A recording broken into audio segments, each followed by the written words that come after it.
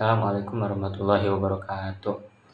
Di sini saya akan sedikit menjelaskan terkait tentang ijaz atau mukjizat daripada Al-Qur'anul Karim.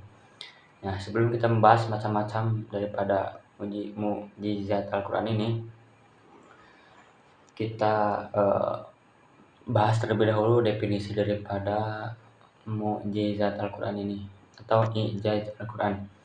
Secara etimologi atau secara bahasa merupakan masdar dari kata kerja ajaza yu'jizu ijazan, yang mana yang berarti melemahkan atau memperlemah.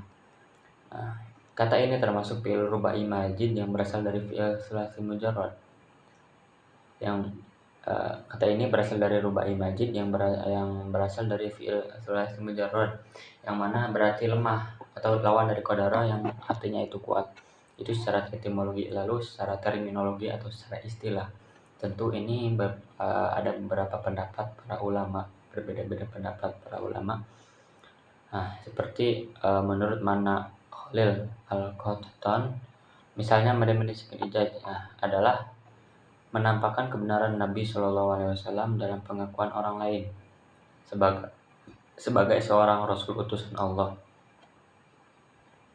Nah, dengan menampakkan kelemahan orang-orang Arab untuk menandinginya atau menghadapi mukjizat yang abadi, yaitu Al-Quran, dan kelemahan-kelemahan generasi sudah mereka.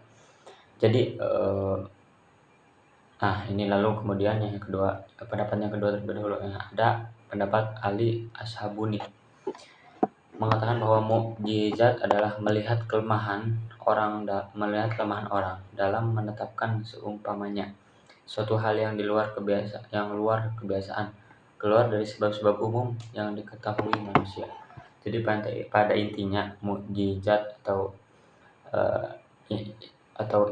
ijaz ini yaitu adalah intinya suatu pembuktian bahwa Nabi Muhammad itu seorang nabi, seorang rasul. Tentu itu harus ada pembuktian.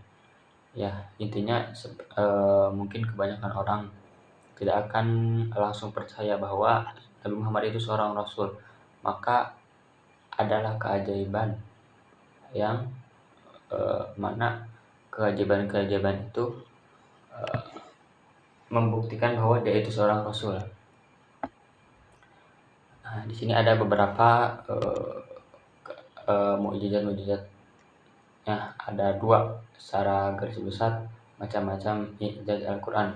Pertama ada mukjizat material indrawi, kemudian yang kedua ada mukjizat immaterial logis dan kekal. Yang pertama ada mukjizat material indrawi, yaitu jadi pada intinya mukjizat material indrawi ini hanya disaksikan oleh orang-orang pada zaman Nabi SAW. Ya, seperti ketika Nabi membelah bulan, kan itu sesuatu yang di luar kebiasaan manusia, yang kemudian hanya disaksikan oleh orang-orang pada masa itu. Nah, itu yang pertama. Kemudian yang kedua yaitu mukjizat immaterial logis dan kekal. Nah, ini bukan hanya disaksikan oleh orang-orang pada masa itu, pada zaman Nabi SAW, tetapi ini sampai kepada kita hari ini, sampai kepada nanti akhir zaman, yaitu berupa Al-Qur'anul Karim. Ini merupakan mukjizat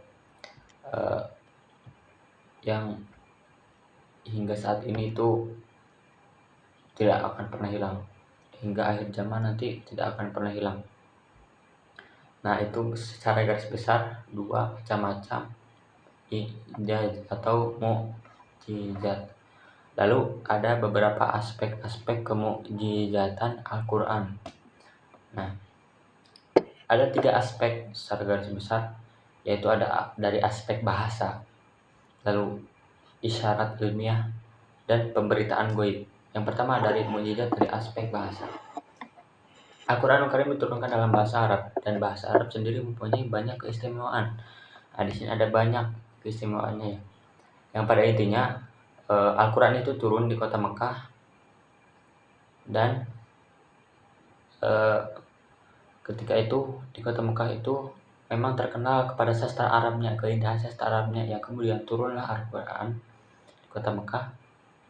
Yang mana ketika itu Al-Quran tidak ada yang bisa menandinginya. Nah, melebihi Al-Quran pun tidak ada yang bisa menandingi Al-Quran pun tidak ada yang bisa, apalagi lebih apalagi lebih daripada Al-Quran itu sendiri. Manusia tidak ada yang bisa membuat daripada keindahan menandingi keindahan sastra Al-Quran. Pada intinya Al-Quran itu menjadi bahasa sastra yang paling indah, yang paling hebat hingga nanti akhir zaman. Nah, itu dari aspek bahasa. Nah, kemudian yang kedua yaitu mukjizat dari aspek ilmiah. Nah, sebelumnya perlu kita catat bahwa Al-Quran bukanlah kitab ilmiah sebagaimana kitab-kitab ilmiah lainnya yang kita lihat sekarang. Isyarat ilmiah yang terkandung di dalam Al-Quran adalah jawaban atas tantangan-tantangan dan pertanyaan-pertanyaan yang datang dari berbagai pihak. Ia hadir untuk membuktikan kebenaran risalah Nabi Muhammad SAW. Nah, di sini tidak ada segi kekurangan yang bisa menumbuhkan keraguan ke dalam hati manusia, kecuali manusia yang memiliki penyakit di dalamnya, penyakit di dalam hatinya. Nah, ini aspek yang kedua.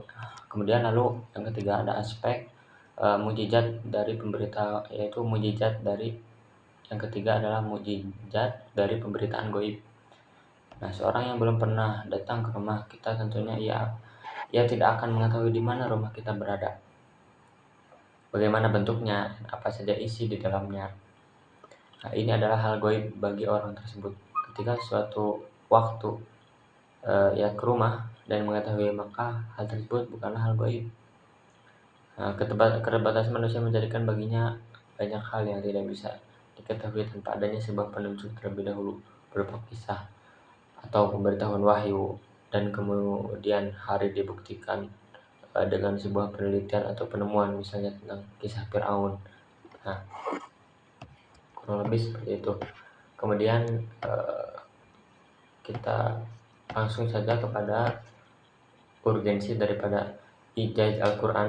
Nah, urgensi pembahasan dari ijaz Al-Quran dapat ditinjau dari dua aspek. Yang pertama itu aspek teologis.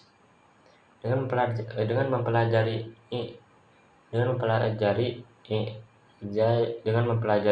ijaz Al-Quran akan semakin menambah keimanan seorang muslim.